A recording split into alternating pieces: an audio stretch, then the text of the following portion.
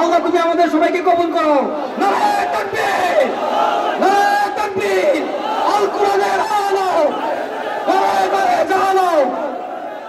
2 সহস্রাধিক কর্মীর অংশগ্রহণে বাংলাদেশ জামায়াতে ইসলামের নোয়াখালী চাটখিল উপজেলা 1 নং শাহপুর ইউনিয়ন কর্মী সম্মেলন ও ইসলামিক সাংস্কৃতিক সন্ধ্যা অনুষ্ঠিত হয়েছে। বৃহস্পতিবার 26 ডিসেম্বর দুপুর 2টায় সোমপাড়া উচ্চ বিদ্যালয় মাঠে এই সমাবেশ অনুষ্ঠিত হয়।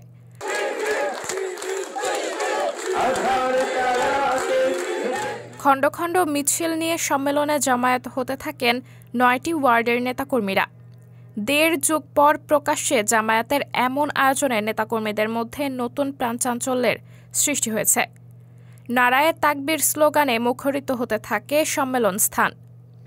সম্মেলনে প্রধান অতিথি হিসেবে বক্তব্য রাখেন নোয়াখালী জেলা জামায়াতের আমির ইসহাক খন্দকার।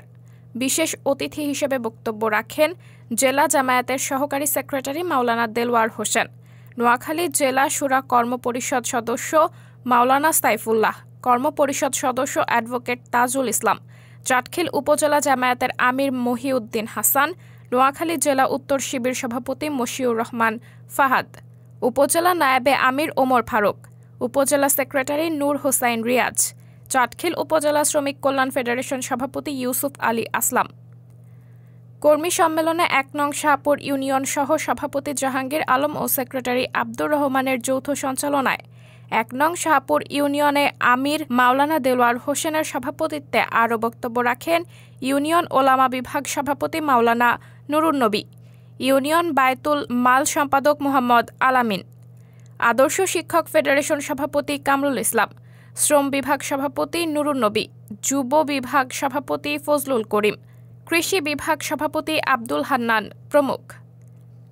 প্রধান অতিথির বক্তব্যে ইসহাক খন্দকার বলেন, জাকাত ব্যবস্থার মাধ্যমে দারিদ্র্য বিমোচন সম্ভব।